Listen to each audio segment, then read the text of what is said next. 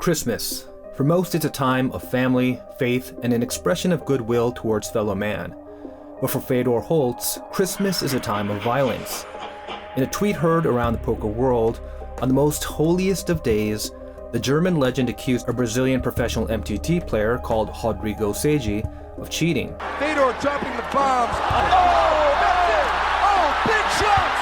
Fedor's all over him! To provide context, let's take a moment to rewind back to that fateful day, which came from the final table of the WPT Deep Stacks main event. For the hand in question, the field for this 1K buy-in event, which started out with over 1,000 participants, had been whittled down to the final 5. The accused, who goes by the name Sagestar1, is under the gun with the chip lead with around 27 big blinds, and he min raises with ace-jack off. The cutoff folds to the short stack on the button, who jams the rest of his 7.1 big blinds, holding ace-9 of hearts.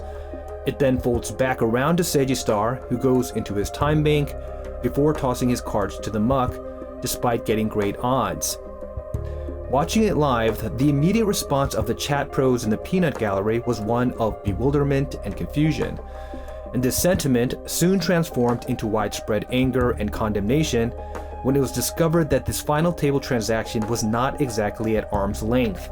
As it turns out, the short stack, Celuan 1991, is a man called Rodrigo Celuan, also a Brazilian, who's friends with and part of the same group as Sagestar, Ninetales.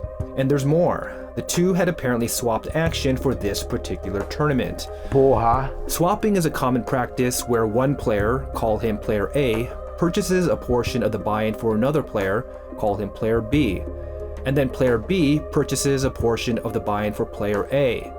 If player A cashes the tournament, player B receives a portion of the proceeds based on his investment in player A, and vice versa. This practice helps mitigate some of the heavy-duty risk associated with playing in high-variance tournaments. However, although benign on its face, there's an inherent danger that comes with swapping. If player A and player B end up facing each other in the same tournament, it creates an atmosphere which is ripe for collusion. Since player A will make a profit if player B cashes and vice versa, each player has a vested interest to see the other go as far in the tournament as possible. And this in turn creates an incentive on the part of both players to take actions or to refrain from taking actions during play to help that happen. Under 888's terms of service, collusion is expressly prohibited, and soft playing, or deliberately playing a weak strategy against a specific opponent, is viewed as a form of collusion. So quite clearly in this hand, we have a potential motive and opportunity to soft play, but is this spot so obvious that it makes a prima facie case of collusion? According to a number of pros, including Justin Bonomo, Chris Kruk, Dominic Nietzsche, and Jans Arons, the answer is yes. Brazil, you're a dog! All you filthy animals suck! However, there are many others who came to the Brazilians' defense, asserting that this play may have simply been a case of someone making a blunder. The two participants in this spectacle also spoke out in protest. According to Sagestar, he made the fold assuming that, due to ICM pressure, Celuan would not reshove with non-ace-suited broadways or weaker offsuit ace-x combos. Celuan also chimed in, screenshotting a purported chat after Sage was eliminated, where Sage asked if he had made a mistake with the fold. So who is right? Well, out of curiosity, we ran a sim for this hand with the exact stack sizes and payouts, using multiple bet sizes post-flop and allowing all options pre-flop with max bucketing. And according to this sim, not only was ace-jack off a call, but hands as weak as ace-8 off are essentially an indifferent call as well. But is this sim dispositive? In my opinion, no. First of all, it's impossible to memorize these complex spots exactly, and of course, not everyone adheres to GTO either. If we take Sage at his word, that he assumed that his compatriot wasn't shoving with these suited broadways or weaker offsuit ace-x combos, then this call becomes much more marginal. It would be flipping against the lower pocket pairs and is dominated by stronger ace-x combos and higher pocket pairs. And you only need to remove a handful of combos from Celuan's reshove range to get here. That being said, as we mentioned, in the opinion of a number of high-stakes pros who have a pulse on how people actually play in these pools, this was a very clear-cut call given the odds Sage was getting. This clusterfuck underscores the inherent problem that exists bigger picture. Proving collusion, especially potentially one-sided soft playing, is essentially impossible because you cannot definitively demonstrate intent. Not only is it a possibility that this was simply a blunder, what if the same situation arose but there was an accidental timeout or an internet disconnection? Can you really condemn a person for cheating, which is not a light charge, for a single incident? Although 888 has chimed in saying that they are investigating further, unless there is a repeated pattern of similar, obvious hands, it's unclear how a reasonable and fair judgment can be made. Who has the burden of proof? What is the evidentiary standard? Who makes the decision?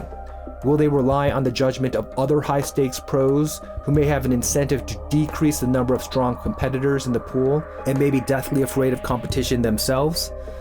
It's highly unlikely that we will ever find a clean resolution to this situation or to the broader issue of collusion in general.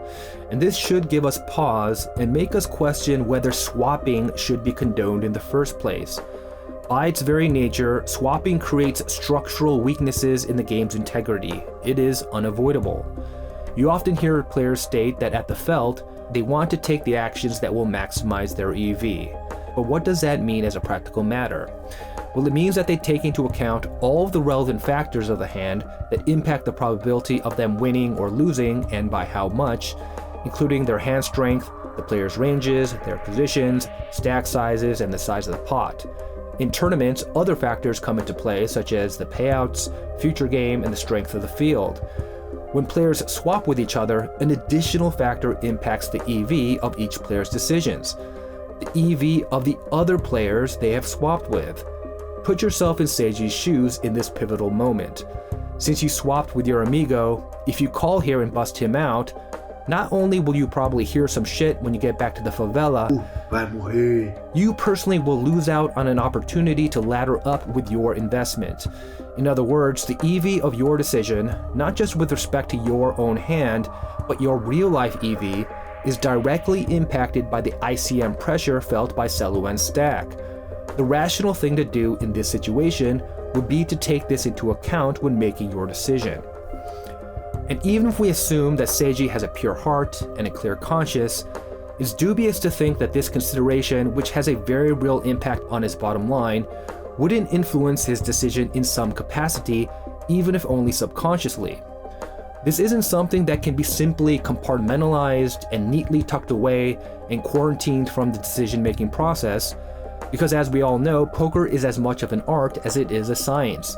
There's a jumble of different factors with different weights that influence a poker player's decision at the felt, and it's essentially impossible to separate them out in an objective way. These same swap considerations have undoubtedly impacted the decisions of many others in the past. And even if those other situations were not as stark and obvious as this one, it doesn't mean that it's any less of a situation of collusion. If, for example, Seiji had ace-8 off instead of ace-jack off, and deliberately decided to fold because of the swap, it would still be collusion regardless. And think about how many mixed and close decisions like this exist in poker, which would be undetectable to even the most perceptive eye. Keep in mind, collusion, when it comes to poker, doesn't require an express agreement, any communication between the parties, or even for both parties to be aware that the soft play is happening. All it requires is a shift in strategy, which results from one player having a financial stake in his opponent. And this shift in strategy is something which provably provides an advantage to the colluders, and because poker is a zero-sum game, a disadvantage to the rest of the field. Now, whether or not a bar on swapping can actually be enforced is a whole other question, obviously. But it would seem that if we truly care about the game's integrity, the initial step would be to culturally, within the poker community, at least acknowledge the inherent conflicts and problems that swapping creates.